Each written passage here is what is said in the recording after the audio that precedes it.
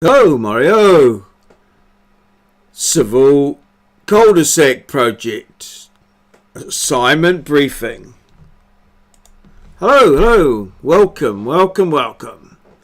Well, in this briefing, we're going to have a look at the civil cul-de-sac project. So, first of all, let's go over to our Civil and Structural Drawing Moodle site, and you will find the assignment on the assessment page, just looking up there. So that's the assessment page there, and just scroll down a little bit and you will find this video that you're watching now. So there it is there, video, Civil Cul-de-sac Project Briefing. And you'll find all the information you need under this page. So that opens up as another page, and you can see there that you'll get the project right up here, Civil Cul-de-sac Project, and that will open up the information on the project itself. Which you can just make that a little bit bigger so it's easier to read, and you can work your way through it. So it's the cul-de-sac project. It's due in on Tuesday the 24th of October. Tuesday because that is the Labor Day weekend, so you've got the Labor Day to work away on your project. And then it's due in the day that you're back after that. Learning outcomes there. Percentage mark 20, so it's worth 20% of your total mark. And the aim of the assessment is to accurately prepare a set of civil engineering drawings for the roading aspects of a greenfield subdivision. So only the roading, and use standards and guidelines to prepare civil engineering drawings. So we're assuming that this is in the Hamilton City Council area, and so we'll be using the Hamilton City Council specifications and to prepare a coherent and consistent set of drawings. And that's the whole purpose of the assignment. So you've been asked to prepare for the roading aspects only, not the drainage, just the roading. Resource consent for the subdivision has been obtained already, and it remains to prepare a set of working drawings for submission to the Hamilton City Council for engineering approval. So you've been provided with a scheme plan, which is obviously part of the resource consent, and a proposed alignment and a topo plan of the piece of land that you're dealing with in a DWG format. So you can open that up and start. Alright, so then it remains to scrolling down, Tuesday the 24th of October, and they want to get it into the council by the end of that week. So it's on being project managed, clearly. And these are the things you want. Now, assessment, and this is key here, is key. Before starting, each student must convert the base plan to a unique coordinate set in the vicinity of that sort of area, or basically in that zone. So you'll see that the plan is in an area at the moment. It's just a matter of moving it slightly, ever so slightly, so that you've got different set of coordinates, and then take the contours and just add a consistent amount to them. You might want to add, say, 5 meters, 4 meters, 3 meters. So this will mean that no two students have the same set of coordinate values, so that everyone's different, so that you can't copy from one to the other, essentially. and you'll have slightly different answers with coordinates. So notes and calculations should be done on a nice little calculation sheet. Standards and guidelines.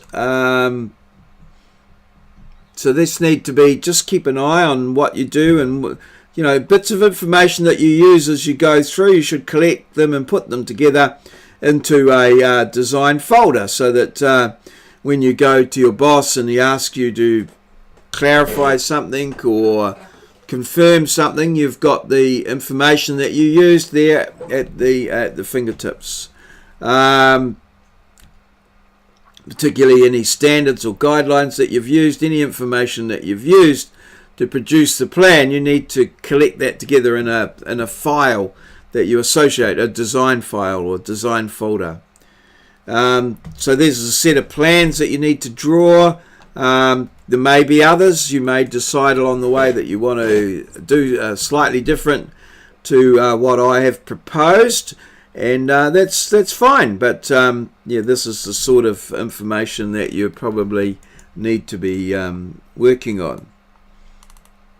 And a bit of a report, any calculations that you did, notes, volumes that you've worked out, details of significant aspects of the design, and a copy of a checked set of draft plans. Alright, and here's the marking schedule here. As you should be familiar with the marking schedules now, this is how you gain your marks.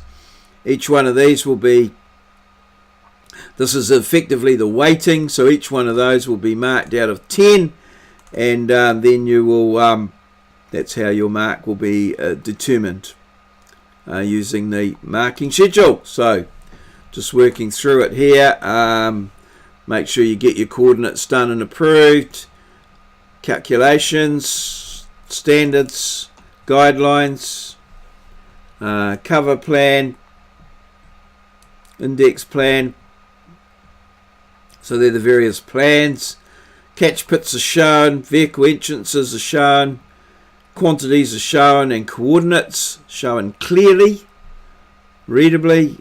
A checked set of plans, consistent and credible plan set, and it's fit for purpose. The roading could be constructed from your plans. It's important. Alright, so that's the sort of assignment, hard copy of the assignment. So let's just get rid of that for now. There, and I don't quite know what's happening here. Let me see. Oh yes, there we go. Alrighty, so we'll get out of there.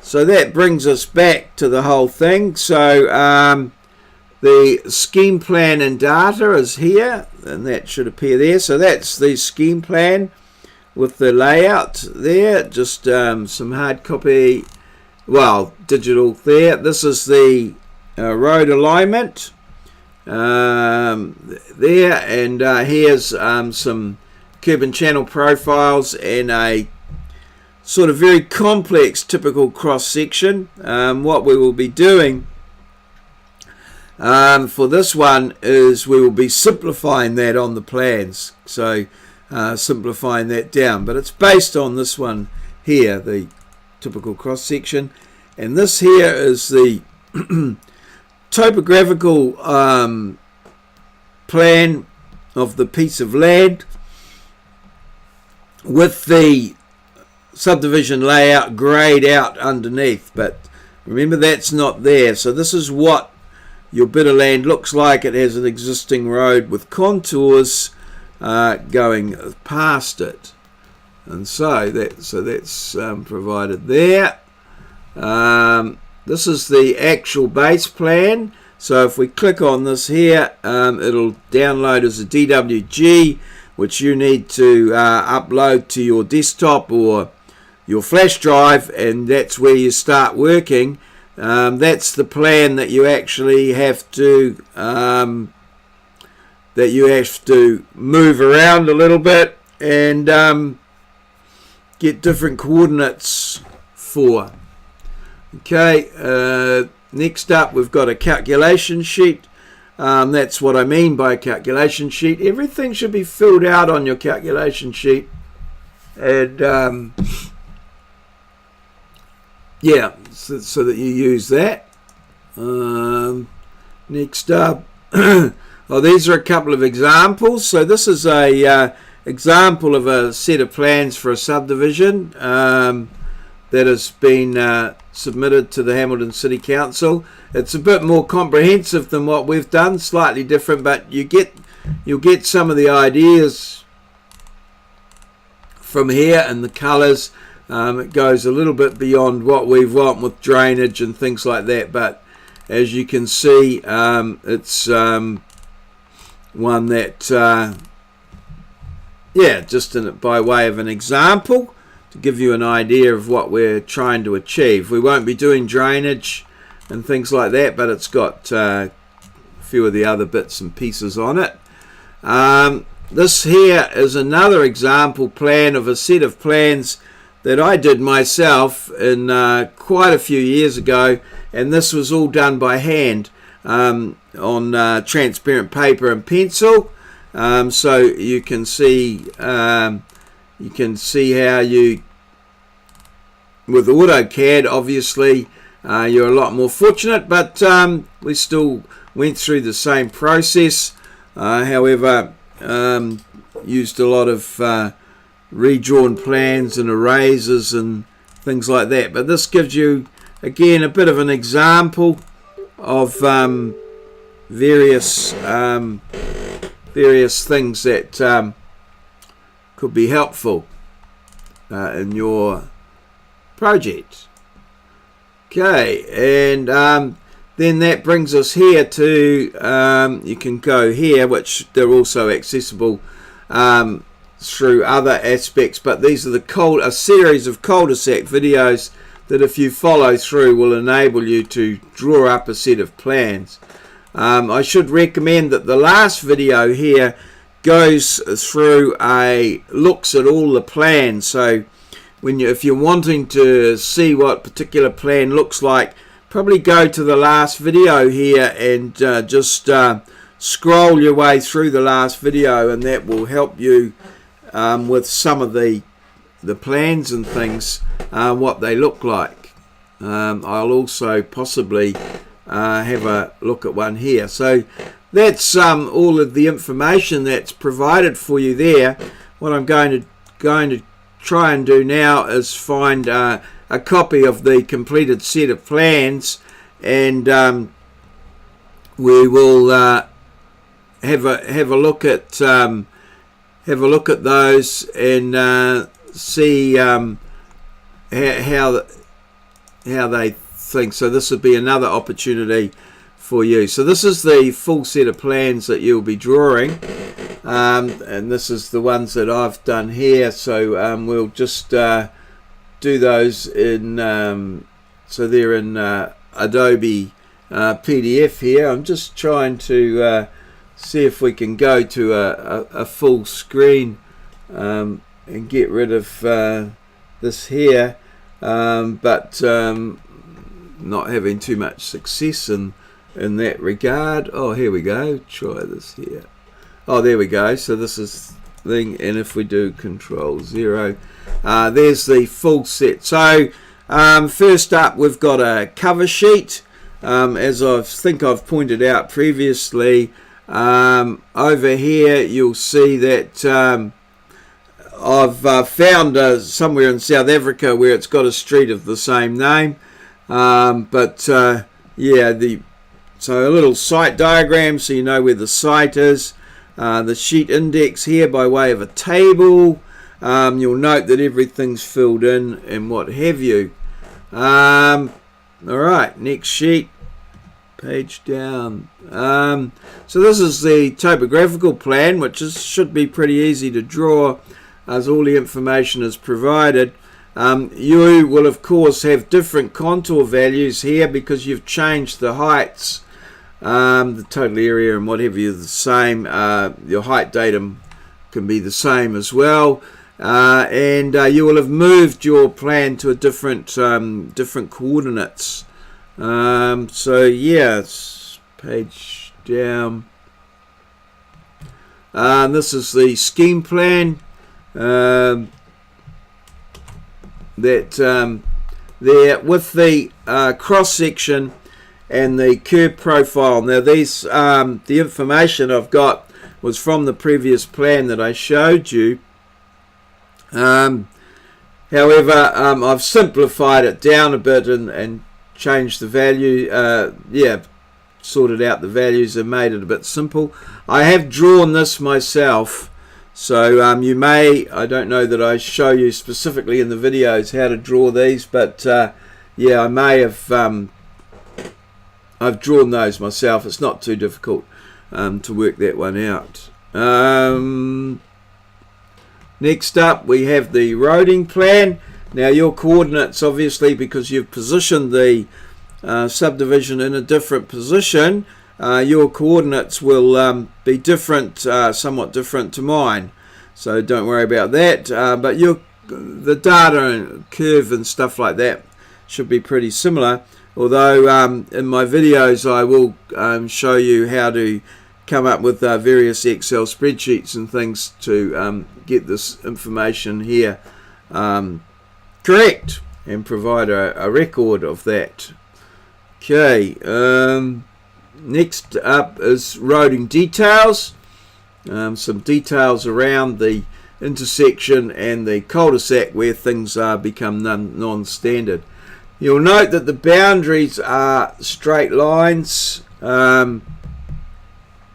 Straight lines here rather than curves, but all of these others in through here are curves, and I've put in various pram crossings and vehicle crossings according to the Hamilton City Council specifications for those things.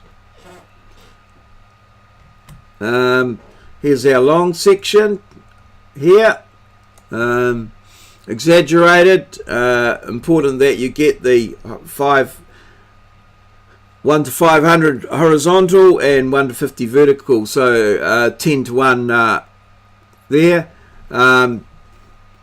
Your curve might be slightly different, you might use different grades, that's all good, all part of how it works for you and how it's going to work out.